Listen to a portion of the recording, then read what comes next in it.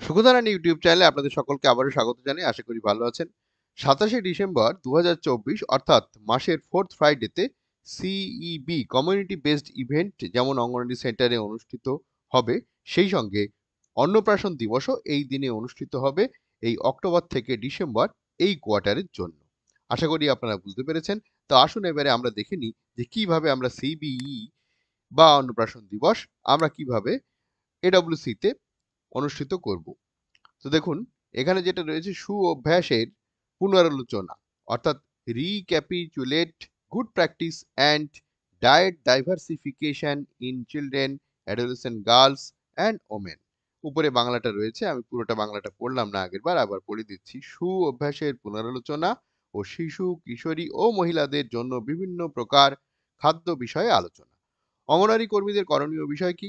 অঙ্গনওয়াড়ি দিদিদের করণীয় বিষয় হচ্ছে গত জুলাই মাস থেকে সুপুষ্টি ও অন্নপ্রাশন দিবসে যোগদানের পরে গর্ভবতী, প্রসূতি মহিলা, পরিবারের অন্যান্য সদস্যরা যেমন স্বামী, শাশুড়ি, কিশোরী মেয়েরা এই নিম্নলিখিত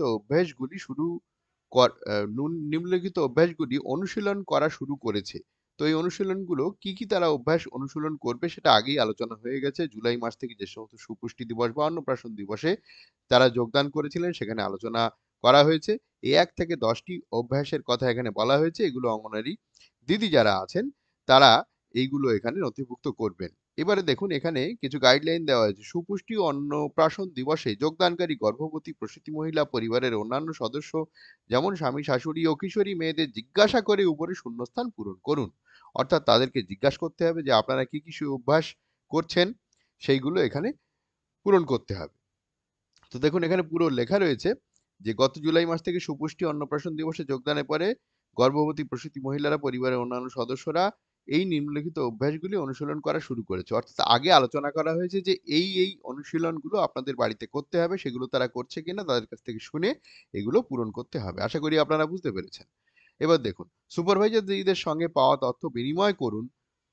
যে তথ্য আপনারা পাচ্ছেন, অঙ্গনওয়াড়ি দিদিরা যে তথ্য তাদের কাছ থেকে পাচ্ছেন, গর্ভবতী, প্রসূতি মহিলা, পরিবারের অন্যান্য সদস্যদের কাছ থেকে যে তথ্যগুলো পাচ্ছেন, সেগুলো সুপারভাইজার দিদি ম্যাডামদের সঙ্গে সেগুলো আলোচনা করতে হবে, শেয়ার করতে হবে, যাতে অন্যান্য গ্রাম পঞ্চায়েতের মধ্যে সচেতনতা এবং অনুপ্রেরণার জন্য চিহ্নিত অভ্যাসগুলো অনুশীলন করা যায়, যাতে সেগুলো অন্যান্য জায়গায়ও অনুশীলন করা যায়। এবারে আসুন কিছু করণীয় যা রয়েছে গর্ভবতী মহিলাদের জন্য বা গর্ভ অবস্থাকালীন দ্বিতীয় ত্রৈমাসিকের সময় কি করা যেতে পারে বা কি খাওয়া যেতে পারে গর্ভবতী মহিলাদের জন্য, সেখানে কিছু গাইডলাইন এখানে দেওয়া রয়েছে, সেগুলো দেখুন। লৌহ সমৃদ্ধ আইএফএ ট্যাবলেট ও কৃমিনাশক ট্যাবলেট।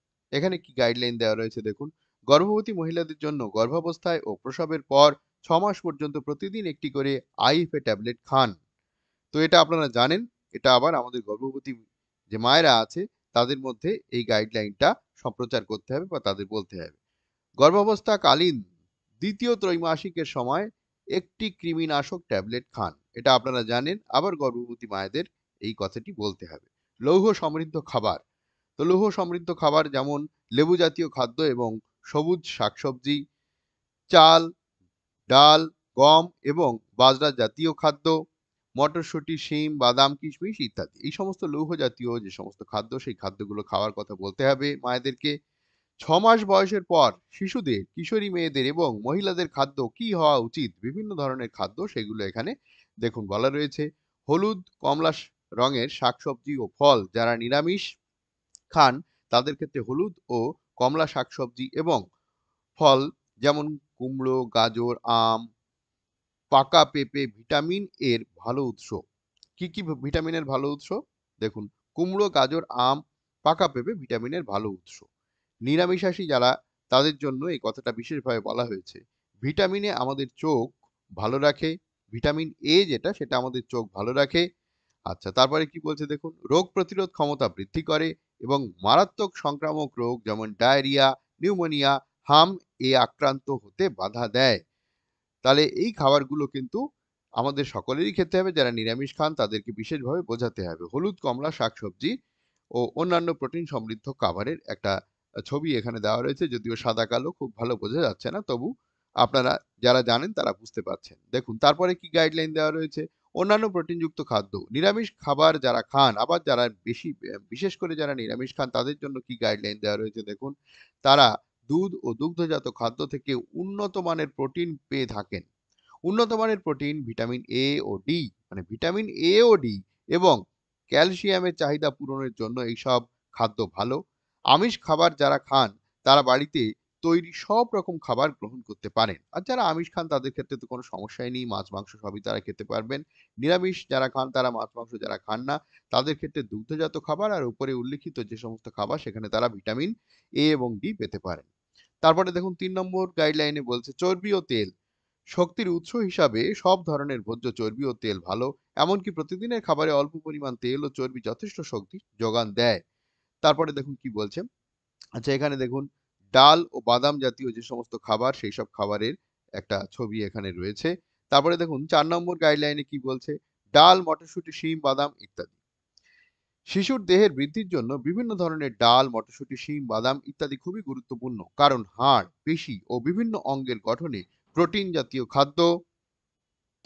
তাহলে ডাল, মটরশুঁটি, শিম, বাদাম ইত্যাদি শিশুর দেহের বৃদ্ধির জন্য বিভিন্ন ধরনের ডাল, মটরশুঁটি, শিম, বাদাম ইত্যাদি খুবই গুরুত্বপূর্ণ, কারণ হাড়, পেশি, বিভিন্ন অঙ্গের গঠনে প্রোটিন জাতীয় খাদ্য প্রয়োজন। রোগ সংক্রমণ থেকে রক্ষা করার জন্য প্রোটিন খুবই গুরুত্বপূর্ণ। ৫ নম্বর গাইডলাইনে দেখুন কি বলছে।